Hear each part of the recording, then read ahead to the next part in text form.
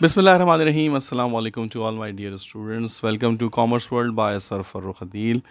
और आज की हमारी कैरियर काउंसलिंग की जो सीरीज़ है, it's one of the biggest and most awaited series के आज की क्लास में या आज की जो हमारे सेशन होगा, इसमें हम एक और बहुत ही इंपॉर्टेंट प्रोफेशनल क्वालिफ़िकेशन के हवाले से बात करेंगे, और ये है एसीसी। बहुत से जो हमारे इंटरमीडिएट के स्टूडेंट्स हैं जो इस वक्त इंटरमीडिएट में हैं और या फिर इंशाल्लाह 1-2 साल के अंदर इंटरमीडिएट अपना क्लियर करेंगे, तो उनके जहनों में ये बात होती है कि जो उनके कैरियर ऑप्शंस हैं उसमें उनके पास जो प्रायोरिटी देते हैं वो सीए और एसीसीए यानी कि जो चार्टर्ड अकाउंटेंसी क्वालिफ़िकेशन होती हैं, तो उसके ऊपर उनकी बेसिकली जो होता है बहुत ज़्यादा फोकस होता है।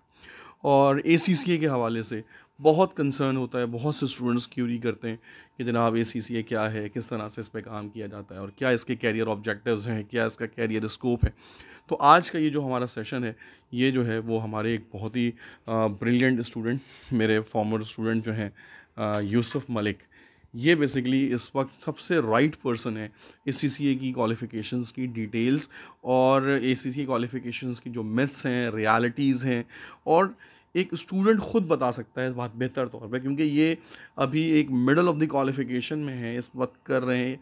ये सारी इन्स एंड आउट जो भी चीज़ें हैं एसीसीए के हवाले से, ये बहुत बेहतर तरीके से जो है वो इसको हम ये हमें गाइड कर सकते हैं। और मेरे वो सारे स्टूडेंट्स जो इस वक्त एसीसीए की क्वालिफ़िकेशन के हवाले से जो हैं वो इंफॉर्मेशन सीख कर रहे हैं इधर उधर से, उनके लिए ये वीडियो बहुत ही स्पेशल होने वाली है।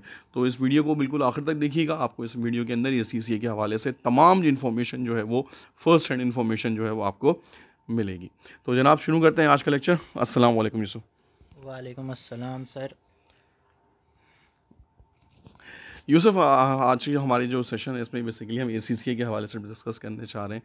तो थोड़ा सा पहले एसीसीए का इंट्रोडक्शन बताइए, एसीसीए क्या है और ये क्वालिफ़िकेशन कैसी है, कहाँ की है, और किस तरह से हमारे स्टूडेंट्स जो हैं वो एसीसीए के अंदर जो है वो एडमिशन हासिल कर सकते हैं, उसके क्या एंट्री रूट्स हैं बेसिकली।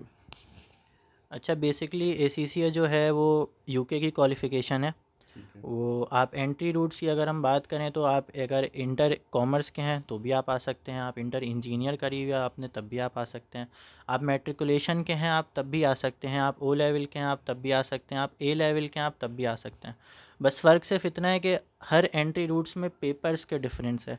अगर आपने इंटर कॉमर्स करा हुआ है तो आपको 15 पेपर्स देने होंगे, आपको 2 पेपर्स की एग्जामेशन मिलेगी जो कि हैं FA1 और FA2, financial accounting level 1, financial accounting level 2। ठीक अगर है। आप ए लेवल के रूट से आ रहे हैं तो आपको 4 पेपर्स की एग्जामेशन मिलेगी, FA1, FA2, MA1, MA2। यानी कि FA1 तो मैंने आपको बता दिया, MA1 MA2 जो है वो कॉस्ट अकाउंटिंग के पेपर्स हैं, management accounting level 1, management accounting level 2। अगर आप मैट्रिकुलेशन से आ रहे हैं तो फिर आपको और सारे 17 पेपर्स देने पड़ेंगे, और अगर आप बीकॉम करके आ रहे हैं तब भी आपको 4 पेपर्स की एग्जामेशन मिल जाएगी, और अगर आप इंटर इंजीनियरिंग या किसी और बैकग्राउंड में तब भी आपको टोटल 17 पेपर्स देने पड़ेंगे। सही। तो आपने बहुत अच्छी तरीके से एक्सप्लेन किया एडमिशन क्राइटेरिया को। अब एक स्टेप थोड़ा सा आगे बढ़ते हैं। ये कॉस्ट इफ़ेक्टिव कितना है? फॉर एग्ज़ाम्पल अगर एक स्टूडेंट जो है वो एडमिशन लेना चाहता है तो वो उसके जहन में एक आता है कि जनाब इसकी एडमिशन फ़ी क्या है और किस तरीके से इसकी फ़ीस जो होती है वो डिस्ट्रीब्यूट होती है, एसीसीए को हमने क्या पे करना होता है, और जो हम जहाँ पर कोचिंग लेते हैं उनको हमने क्या पे करना होता है। तो हम किसी इंस्टीट्यूट की यहाँ पर बात नहीं करेंगे, हम एक जनरल ओवरव्यू की बात करेंगे कि हम क्या fees as a for example अगर हम एक 6 मंथ्स की फ़ीस एक्सपेक्ट कर रहे हैं तो हम क्या क्या चीज़ें उसमें इंक्लूड कर सकते हैं। सबसे पहले मैं आपको टोटल एसीसीए की फ़ीस बता देता हूँ। टोटल एसीसीए की जो फ़ीस है वो हमें यही बताई जाती है $4,500, ओके। जो कि आप अगर कन्वर्जन रेट के हिसाब से देख लें तो वो बनती है अराउंड 7,60,000 समथिंग, 8 लाख अप्रॉक्सीमेटली आप कह सकते हैं। और ये ऑब्वियसली बढ़ेगी क्योंकि इन्फ्लेशन चल रही है पाकिस्तान में, और एसीसीए को हम जो पे करते हैं वो हम पाउंड्स में पे करते हैं। ठीक है। और पाउंड का रेट जब मैंने एसीसीए शुरू करा था तब 212 था, और अब जो है वो 230 हो चुका है, जो कि इंक्रीज़ करे जा रहा है। But obviously value for money qualification है। और जहाँ तक बात है कि यूके को कितना पे करना होता है और इंस्टीट्यूट्स को कितना पे करना होता है, तो शुरू के जो पेपर्स होते हैं 7 पेपर्स वो कंप्यूटर बेस्ड पेपर्स होते हैं। ठीक है। वो आप यहीं किसी भी इंस्टीट्यूट से, जो भी अकाउंटेंसी के इंस्टीट्यूट हैं एसीसीए ने अप्रूव करे हुए हैं, आप वहाँ जाके कंप्यूटर बेस्ड पेपर दे सकते हैं। आजकल उनकी फ़ीस जो शुरू के पेपर्स की चल रही है वो 15,000 रुपीज़ चल रही है। ठीक है। और ट्यूशन फ़ीस भी एवरेज अगर मैं सारे इंस्टीट्यूशन की मिला के बताऊँ तो वो 14,000 15,000 ऐसे ही है, यानी कि पर पेपर आपको अप्रॉक्सीमेटली 30,000 का पड़ जाता है। But obviously value for money है, तो आगे आपको इसके ऑब्वियसली बेनिफिट्स बहुत ज़्यादा होते हैं। ठीक है, तो इसका मतलब कि तकरीबन जो हमारा ये जो टाइम मॉड्यूल है, थोड़ा सा ये भी एक्सप्लेन कर दें कि एक ACCA को कंप्लीट करने में अगर हम एक स्टूडेंट इंटर के बाद फॉर एग्जांपल आता है, तो एक एवरेज टाइम जो है ड्यूरेशन ACCA कंप्लीट करने में वो तकरीबन कितनी लग जाती है? पेपर्स के बारे में हम बाद में बात करते हैं, एक एवरेज ड्यूरेशन थोड़ा सा इसके बारे में एक्सप्लेन कर दें। एवरेज ड्यूरेशन जो है वो 3.5 से 4 साल का है। अब मैं इसको थोड़ा सा ब्रेकअप भी कर दूँ। Please please. ब्रेकअप है ये कि FIA होता है सबसे पहले, उसमें 7 पेपर्स होते हैं। वो 7 पेपर्स की ड्यूरेशन है मिनिमम 1 ईयर और एवरेज 1.5 साल। 1 से 1.5 साल में वो 7 पेपर आपके हो जाते हैं। उसके बाद है स्किल्स मॉड्यूल, उसमें 6 पेपर होते हैं, वो भी आपका 1 से 1.5 साल में हो जाता है।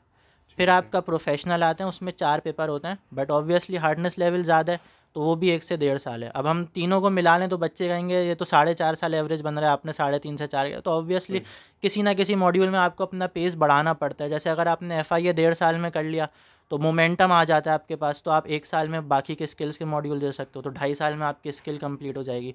फिर आप 1 साल में ऑब्वियसली प्रोफेशनल्स के दे सकते हो, 3.5 साल में अल्टीमेटली आपका हो सकता है। ये एवरेज बता रहा हूँ, मिनिमम तो फिर ऑब्वियसली अटैम्प्ट वाइज होती है, साल में 4 अटैम्प्ट्स होती हैं, आप एक अटैम्प्ट में 2 पेपर दे दो, बट प्रैक्टिकली जो पॉसिबल है मैंने वो बताया कि 3 साल मिनिमम है और 3.5 से 4 साल में एवरेज स्टूडेंट कर निकाल लेता है। बिल्कुल सही। तो इसका मतलब तकरीबन एक BBA में जितना टाइम एक स्टूडेंट को लगता है 4 साल का, उतनी ही टाइम में तकरीबन जो है ये हमारा ACCA भी कंप्लीट हो जाता है। तो इसमें अगर हम ये देखें कि एक अक्सर स्टूडेंट के जहन में ये बात आती है कि ACCA क्या एक डिग्री है, एक सर्टिफिकेट है, एक प्रोफेशनल क्वालिफ़िकेशन है? तो अक्सर स्टूडेंट कहते हैं कि सर ये डिग्री नहीं है, या इसमें जो डिग्री की चीज़ें हो सकती हैं, तो क्या HEC ने इसको रिकग्नाइज़ किया है, कुछ इसके ऊपर कुछ काम हुआ है कि ACCA को एज ए हम डिग्री कंपेयर करें किसी, तो उसको हम कैसे कंपेयर कर सकते हैं? सर एक तो जो ट्रेडिशनल हमारे यहाँ चलता आ रहा है कि लोग पूछते हैं डिग्री कौन सी है तुम्हारे पास, सबसे बेसिक जो चीज़ वो यही है। ACCA तो चलो सर्टिफिकेट है, यही एक ट्रेडिशन चलता आ रहा है, और सही बात है ACCA एक सर्टिफिकेट ही है, बट मैंने फिर से बताया ग्लोबली रिकग्नाइज्ड है। आप अगर FIA कंप्लीट कर लेते हो तो HEC आपको इंटर की इक्विवेलेंसी दे देता है, यानी कि जो मैट्रिक करके आ रहे हैं उनको इंटर की इक्विवेलेंसी मिल जाती है। फिर आप स्किल्स लेवल जब दे देते हो, यानी F9 तक के आप पेपर दे देते हो, तो HEC आपको बैचलर्स की डिग्री दे सकता है।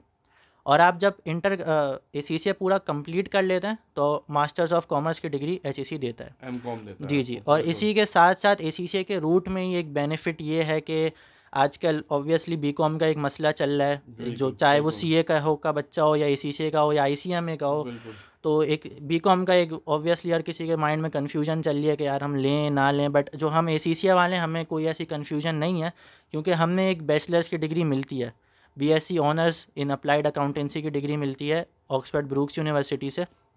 F9 तक के जब पेपर्स हो जाते हैं तब हमें एक थीसिस लिख के देना होता है, एक रिपोर्ट देनी होती है, जिसकी कॉस्ट जो है ऑलमोस्ट 1 लाख रुपीज़ है। अब 1 लाख सुन के आप लोग बोल रहे होंगे कि यार ये तो बहुत ज़्यादा है, बट अगर मैं आपको जो वहाँ की कॉस्ट है UK की, आप वहाँ पे जाके पढ़ें, डिग्री की जो कॉस्ट है वो approximately 90 lakhs to 1 crore rupees है। तो आपको वो डिग्री 90,000 या 1 लाख रुपीज़ में मिल लिया, तो वो ऑब्वियसली एक बहुत ही बेनिफिशियल चीज़ है। साथ में आपको एक प्रोफेशनल क्वालिफिकेशन भी साथ साथ प्रोफेशनल क्वालिफिकेशन भी मिल रही है और ग्लोबली रिकग्नाइज्ड यूनिवर्सिटी है, टॉप 400 to 500 में हमेशा वो रही है। Oxford Brooks. जी जी, बिल्कुल बिल्कुल बिल्कुल।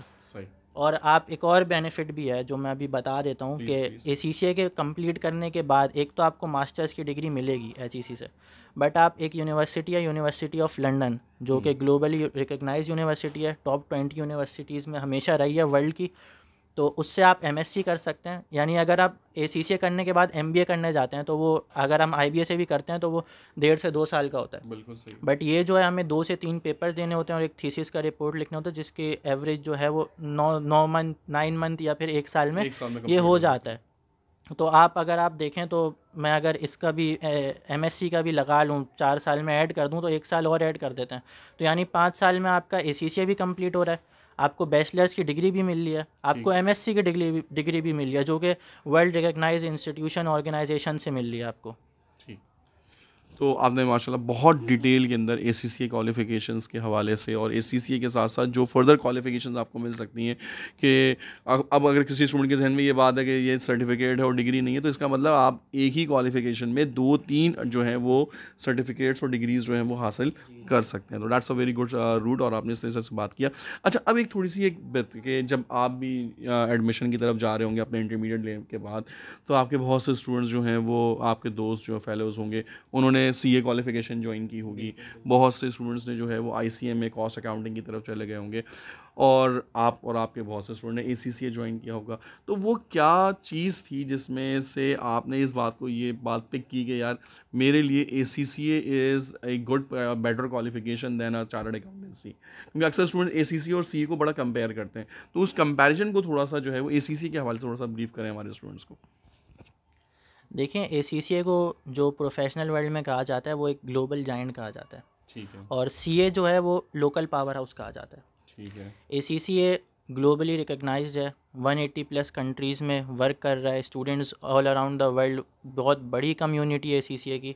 और ACCA की सबसे एक जो ख़ास बात है जो एज ACCA का है वो एक फ्लेक्सिबिलिटी है कि अगर मैं पाकिस्तान में बैठ के पेपर्स दे रहा हूँ, अभी मैं पाकिस्तान में बैठ के दे रहा हूँ, बट अगर कल को कोई मसला हो जाता है, कोई फैमिली इशू की वजह से मुझे कहीं और शिफ्ट करना है, मुझे दुबई जाना है, मुझे सऊदीया जाना है, मैं वहाँ से अपनी स्टडीज़ कंटिन्यू कर सकता हूँ। ऐसा नहीं है कि मुझे वापस ज़ीरो से स्टार्ट करना पड़ेगा। अगर मैंने नहीं, अगर मैंने यहाँ पे 4 पेपर दिए हुए हैं, मैं वहाँ जाके अपना 5वां पेपर दे सकता हूँ। ये भी है कि अगर जैसे मैं यहाँ पे हूँ, मुझे नवंबर में अभी पेपर देना है, मेरे अब्बू मुझे सरप्राइज़ आके दे देते हैं कि भाई हम नवंबर में जो है UK जा रहे हैं, स्विट्ज़रलैंड जा रहे हैं, तो मैं अब टेंशन में बच्चा के यार मैं तैयारी कर रहा था, मुझे कोई टेंशन नहीं है, मैं वहाँ जाऊँगा, मैं CB अपना सेंटर ढूंढूंगा, मुझे पेपर देना है, मैं डेट लूँगा, वहाँ भी मैं पेपर दे सकता हूँ, कोई ऐसा इशू नहीं है, क्योंकि हम रजिस्टर होते हैं UK से। अब हम किसी भी CB सेंटर में दें कोई मसला नहीं, बस वो अप्रूव होना चाहिए ACCA की तरफ से। और वो डेफिनेटली आपका जो है वो आपका ID, आपका पासपोर्ट, आपके हर चीज़ उसमें होता है एज ए ACCA, तो आप कहीं पर भी दुनिया में कहीं भी हम ट्रैवल भी कर सकते हैं। और एक और जो मुझे प्रो लगा ACCA का वो ये कि दुनिया ऑब्वियसली ऑनलाइन की तरफ जा रही है, कंप्यूटराइज अकाउंटिंग जो कि एक स्किल मानी जाती है अब। पहले जो है, पहले ज़माने में ये होता था कि इंडस्ट्री वाले या फर्म्स वाले लेते थे ACCA वालों को या CA वालों को, उनको ऑन जॉब ट्रेनिंग दी जाती थी, क्योंकि छोटी अकाउंटिंग फर्म भी है वो अब कंप्यूटराइज अकाउंटिंग की तरफ चली गई है, बिकॉज ईजी भी है, कॉस्ट रिडक्शन भी होती है, इससे पेपर कम यूज़ होता है ऑब्वियसली। तो ACCA के जो भी पेपर्स हैं, जो शुरू के 7 पेपर्स हैं वो CBE होते हैं, कंप्यूटर बेस्ड ही होते हैं, बट MCQ होते हैं। उसके बाद के जो पेपर्स हैं जिसमें हमें सारे पेपर्स एक्सेल पे देने होते हैं, ठीक है, चाहे वो फाइनेंशियल स्टेटमेंट बनानी हो, प्रॉफिट रिपोर्टिंग करनी हो, थीसिस लिखना हो, कुछ भी लिखना हो, सारे पेपर हमारे एक्सेल पे होते हैं। तो हमारी ACCA के साथ साथ एक सॉफ्ट स्किल भी डेवलप हो रही है जिसको कंप्यूटराइज अकाउंटिंग का नाम दिया जाता है। तो आगे फर्म्स ऑब्वियसली मुझे ही प्रेफर करेंगी कि भाई इसको मुझे ऑब्वियसली अगर मैं किसी और को लूँगा मुझे उसको सिखाना पड़ेगा, बिल्कुल सही है, कि इसको मैं दो महीने क्यों ज़ाया करूँ जब मुझे रेडीमेड एक चीज़ मिल लिया। तो ये भी एक मुझे ACCA का बेनिफिट मिल जाता है ACCA करने के साथ साथ। सही। अच्छा, अब एक बहुत ही एक मिथ कि जनाब ACCA, अब ये मिथ है या रियलिटी, तो आप एक्सप्लेन करेंगे कि मुझसे अक्सर पूछा जाता है कि सर क्या ACCA बहुत डिफ़िकल्ट है और क्या हम जो है वो ACCA कर भी सकते हैं या नहीं कर सकते हैं? तो इस हवाले से थोड़ा सा स्टूडेंट्स को गाइड करें कि एक एवरेज स्टूडेंट अगर है फॉर एग्ज़ाम्पल, तो वो ACCA फील्ड में अपनी लक ट्राई करे और अपनी मेहनत अगर करे, मोटिवेशन अगर करे, तो क्या वो वाकई ही ACCA कंप्लीट क्वालिफाई कर सकता है? अच्छा, मुझे ACCA के कोर्स की एक सबसे बहुत अच्छी बात ये लगती है कि ACCA में आप जब एंटर होगे ना, तो आपका सबसे पहला पेपर ही मैनेजमेंट अकाउंटिंग या फाइनेंशियल अकाउंटिंग है, जो कि आपका एंड तक जाएगा। MA1 है, फिर मैनेजमेंट अकाउंटिंग का लेवल 2 है, फिर स्किल्स लेवल में एक पेपर है, फिर प्रोफेशनल लेवल में भी एक और पेपर है। तो आपको पहले पेपर में ही अंदाज़ा हो जाएगा कि यार इसकी डिफ़िकल्टी लेवल मल्टीप्लाई बाय 10 कर दूँ मैं तो मुझे आगे जाके इतनी मेहनत करनी पड़ेगी। तो और डिफ़िकल्टी लेवल की जहाँ तक बात है, तो डिफ़िकल्टी की पैरामीटर सर मैं समझता हूँ हम खुद सेट करते हैं। बिल्कुल सही।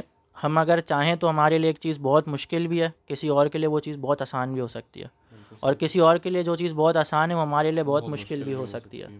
वो पैरामीटर सेट करने वाला मैं नहीं होता, मैं ये कोई जजमेंट पास नहीं कर सकता कि यार ये बहुत आसान है या ये बहुत मुश्किल है। ये डेफिनेटली आपकी विल पावर है, आपका डेडिकेशन है, आपकी डिटर्मिनेशन है, आपकी परसिवरेंस है, आपका सब्र कितना है आपके अंदर, बिकॉज ऑब्वियसली आप जब ACC या CA कर रहे हो तो काफ़ी ताने भी मिलते हैं कि कितनी अटैम्प्ट्स हो गई, कितने पेपर्स हो गए, सही तो वो बस आपको सरेंडर करके वो सारे ताने सुनने पड़ते हैं, क्योंकि आगे आपको पता है आपको क्या मिलने वाला है। सब्र का फल लाजमी, मीठा होता है, जैसा हम बिल्कुल बिल्कुल सुनते आ सही रहे बात, हैं। ठीक, ज़बरदस्त। तो इसका मतलब ये है कि अगर आपके अंदर विल है तो आप दुनिया का कोई भी काम कर सकते हैं, इसके अंदर कोई बात नहीं है। हाँ, ये हम ये नहीं कह सकते कि ये बहुत आसान है और आपको जो है वो के प्लेट में रख के केक मिल जाएगा और आप खा लेंगे।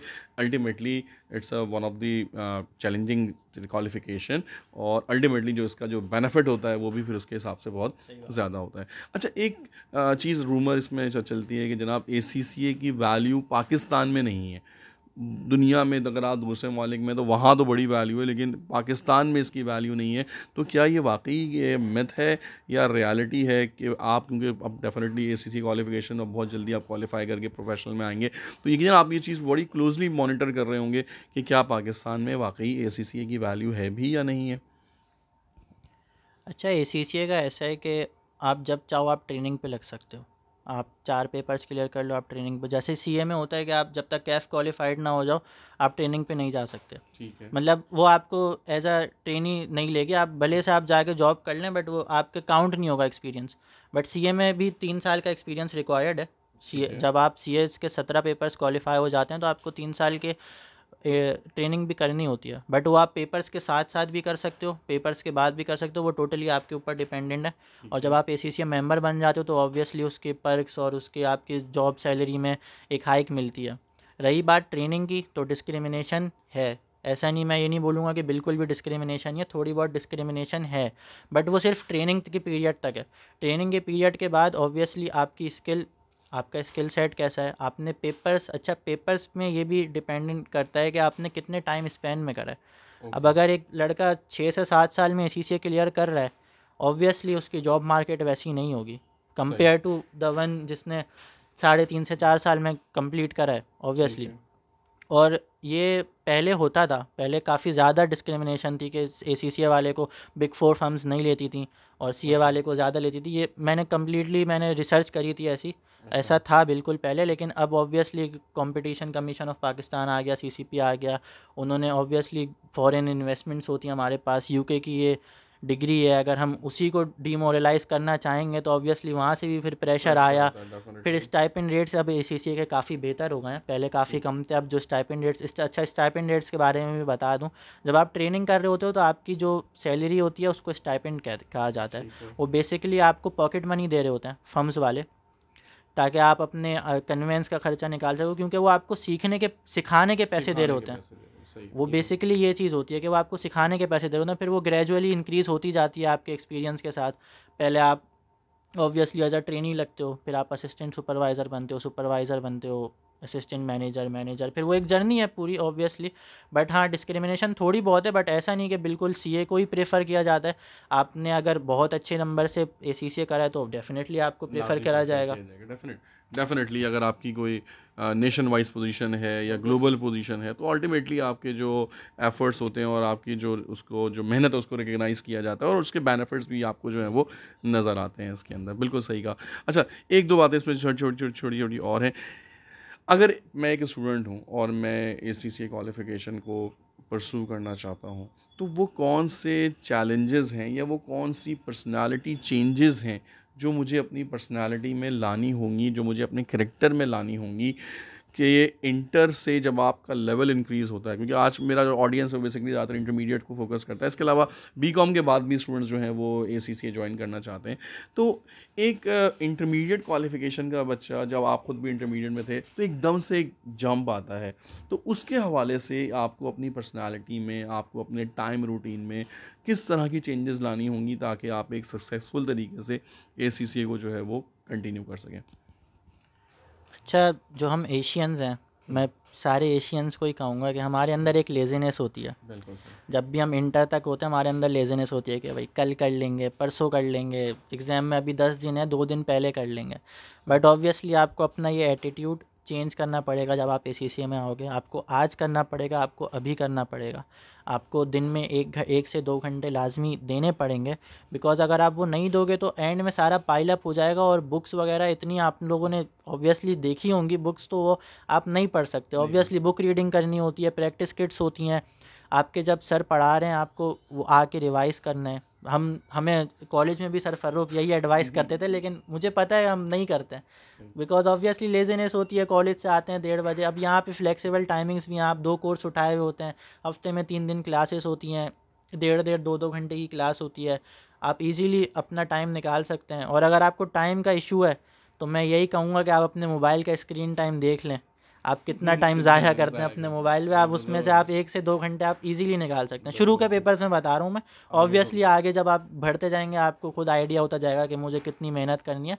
बट यह जो आपको सबसे बहुत बड़ा चेंज करना पड़ता है, अपने रूटीन में चेंज करना पड़ता है, क्योंकि ये जो लेज़ीनेस है ये हमें ख़त्म करनी पड़ती है कि सर ने आज कराया तो हमें आज ही प्रैक्टिस करनी है, वरना कल हम दूसरे टॉपिक पे जाएंगे तो हम वो पुरानी चीज़ भूल जाते हैं, क्योंकि हमारा दिमाग फिर उस टॉपिक पे लग जाता है। तो आप जब साथ साथ करते रहोगे तो आप देखोगे आपके 3 महीने में कोर्स कंप्लीट होगा, 15 से 20 दिन में आप खुद अपनी रिवीजन करके आप तैयार पेपर दे सकते हो इजीली।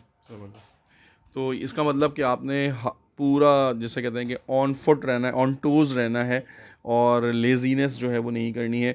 और ये एक इस क्वालिफ़िकेशन की एक ख़ास बात जो अभी आपने कहा, बड़ी इंपॉर्टेंट बात तो मेरे जहन में आ गई कि फ़्लेक्सिबिलिटी है इस क्वालिफ़िकेशन के अंदर। तो ये फ़्लेक्सिबिलिटी एक तरह से सम टाइम पॉजिटिव भी जाती है और ये फ़्लेक्सिबिलिटी सम टाइम नेगेटिव भी हो जाती है। तो ये फ़्लेक्सिबिलिटी के हवाले से थोड़ा सा स्टूडेंट्स को बताएं कि ये फ़्लेक्सिबल एग्ज़ामिनेशन या फ़्लेक्सिबल जो टाइमिंग्स हैं, तो ये किस तरह से हम पॉजिटिवली यूज़ कर सकते हैं, और अगर हम इसको सही तरीके से इस्तेमाल ना करें तो ये कितनी तरीके से नेगेटिव हो सकता है। अच्छा, फ्लेक्सिबिलिटी की जहाँ पे बात आती है तो वहाँ पे हम सबसे पहले FIA पे जाते हैं, क्योंकि बाकी के पेपर्स तो यही है कि साल में 4 अटैम्प्ट्स होनी है, तो वो हमें हर अटैम्प्ट में पेपर ऑब्वियसली आपकी मर्ज़ी, आप देना चाहें दें, लेकिन देते हैं। बट ये जो शुरू के 7 पेपर्स हैं ये आपकी ओन विल पे होते हैं। हर महीने हर सेंटर्स में 4-4 दिन पेपर्स दिए जाते हैं, हर हफ्ते के एक, तो वो आपकी अपनी विल पे होते हैं। यही होता है कि टीचर ने हमें पढ़ा दिया, कोर्स ख़त्म हो गया, अब हम यही सोचते हैं कि अपनी अपनी मर्ज़ी हम बाद में दे देंगे, अगले महीने दे देंगे, टाइम तो बहुत है हमारे पास। बट वो टाइम नहीं होता। ये हमें इसलिए ये एडवांटेज दिया गया है कि हम इसको कम से कम टाइम में कंप्लीट करें, क्योंकि आगे मुश्किल लेवल है। तो इसीलिए हम कहते हैं कि 1 से 1.5 साल में आपके ये 7 पेपर हो जाने चाहिए। अगर आप इससे एक्सीड कर रहे हैं तो फिर डेफिनेटली आप एक अलार्मिंग सिचुएशन है आप लोगों के लिए, क्योंकि इससे एक्सीड नहीं करना चाहिए।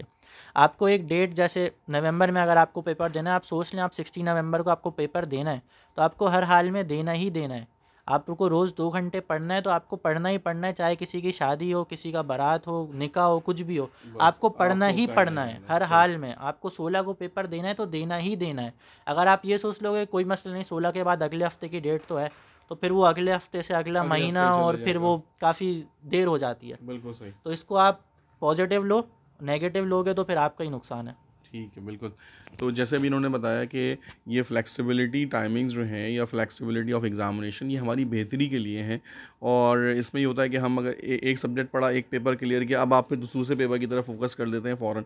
ये हमारे इंटरमीडिएट की तरह नहीं कि 1 साल के बाद पेपर हो रहा है और बच्चा जो है वो 1 महीने पहले पढ़ना शुरू करेगा और उसको उम्मीद होगी कि वो पास हो जाएगा। इस तरीके से हमें ऑन टोज़ रहते हुए, और अगर आप इसमें नहीं रहेंगे तो डेफिनेटली आपका टाइम जो है उसके हिसाब से वो प्रोलॉन्ग होता चला जाएगा इसके ऊपर। तो आखिर में बस एक लास्ट क्वेश्चन कि अगर आप मेरे स्टूडेंट्स को कुछ पैगाम देना चाहेंगे, वो लोग अगर ACCA की तरफ आना चाहते हैं तो किस तरह से वो अपने कैरियर को ऑप्टिमाइज़ कर सकते हैं, किस तरीके से वो अपने कैरियर स्कोप को बढ़ा सकते हैं, कौन सी प्रोफेशनल फील्ड्स हैं, कौन सी यानी कि ऑर्गेनाइजेशंस हैं जो ACCA इसको जो है वो प्रेफर करती हैं। अच्छा सर, मैं एक और चीज़ ऐड करना चाहूँगा, मैं भूल गया पहले, कि ACCA करने के बाद आपको ICAEW Institute of Chartered Accountants England and Wales, the number 1 chartered accountancy body in the world, आपको उसके सिर्फ 3 पेपर्स देने होंगे। आप वो 3 पेपर दे दोगे तो आप उसके चार्टेड अकाउंटेंट बन जाओगे और आपकी CV बहुत ज़्यादा इन्हेंस हो जाएगी।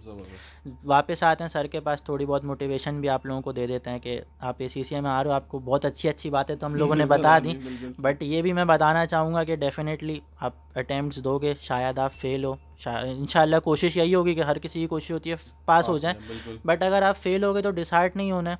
डेफिनेटली एक प्रोफेशनल क्वालिफ़िकेशन है, आपको उस फेलियर से सीखना है कि मेरी क्या, अच्छा इसमें सबसे अच्छी चीज़ यही है कि कंप्यूटर बेस्ड है। आप अगर फेल हो तो आप अपनी गलती की वजह से फेल हो, इसमें एग्जामिनर की कोई गलती नहीं है। जैसे हम इंटर में ब्लेम डाल देते हैं एग्जामिनर पे कि वो बोर्ड ने सही नहीं किया, तो इसमें बोर्ड की कोई गलती नहीं है, आपका फेलियर है।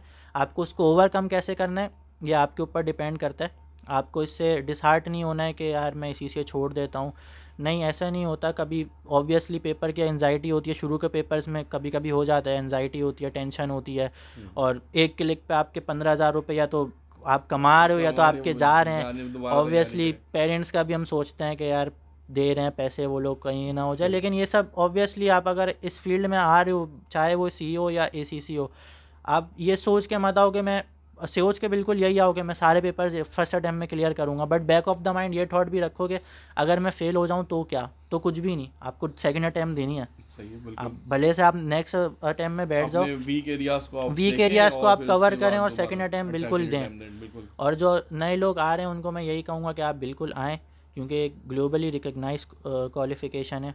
और जहाँ तक बात यही रही कि आप लोग अभी भी कंफ्यूज होंगे कि यार पाकिस्तान में तो स्कोप नहीं है, तो मैं आप लोगों को एक अच्छी बात बता देता हूँ कि ACCA का जो स्लोगन है वो है थिंक अहेड। तो कोविड-19 ने हमें एक बहुत अच्छी बात सिखा दी है कि हमें ऑफिसेज़ की ज़रूरत अब है नहीं, और UK वालों को ये बात बहुत अच्छी तरीके से समझ आ गई है। तो अब उन्होंने जो है ऑनलाइन फ्रीलांसिंग का काम शुरू कर दिया। अब यहाँ से पाकिस्तान से बैठ के लोग वहाँ पे काम कर रहे हैं, कंसल्टेंसी और उनकी अकाउंटेंसी वो लोग संभाल लें, और उन लोगों के लिए यहाँ की लेबर चीप पड़ती है, क्योंकि वहाँ के जो मिनिमम वेज रेट है वो बहुत ज़्यादा हाई है, यहाँ के तो कुछ भी नहीं है, 17,500। तो उस हिसाब से भी आप सोचें कि आगे जाके आपको ऑब्वियसली आपको ये नहीं है कि आपको वहाँ बैठ के काम करना पड़ेगा, आप यहाँ बैठे बैठे भी वहाँ पे फ्रीलांसिंग भी कर सकते हैं।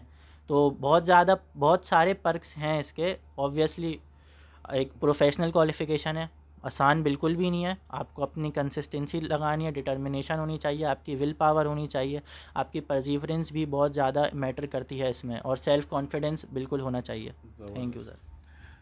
बेहतरीन जनाब, आज का ये सेशन जो है ये ACC के हवाले से था, और आई होप कि यूसुफ ने आपको तमाम चीज़ें जो आजकल के स्टूडेंट के जहन में ये बात ACC क्वालिफ़िकेशन के हवाले से हैं, उन तमाम चीज़ों के ऊपर एक बहुत ही डिटेल्ड आपको जो है वो इन्फॉर्मेशन प्रोवाइड की है। इसके अलावा भी अगर आपको कुछ पूछना हो तो कमेंट सेक्शन में जो है वो आप अपने कमेंट्स डाल सकते हैं, यूसुफ उनको वहीं से जो है वो रिप्लाई करेंगे, और आप इनसे भी कोई डायरेक्टली कोई कॉल करना चाहें, बात करना चाहें, तो वो आपको पर्सनली तौर पर भी जो है वो गाइड करने को तैयार हैं।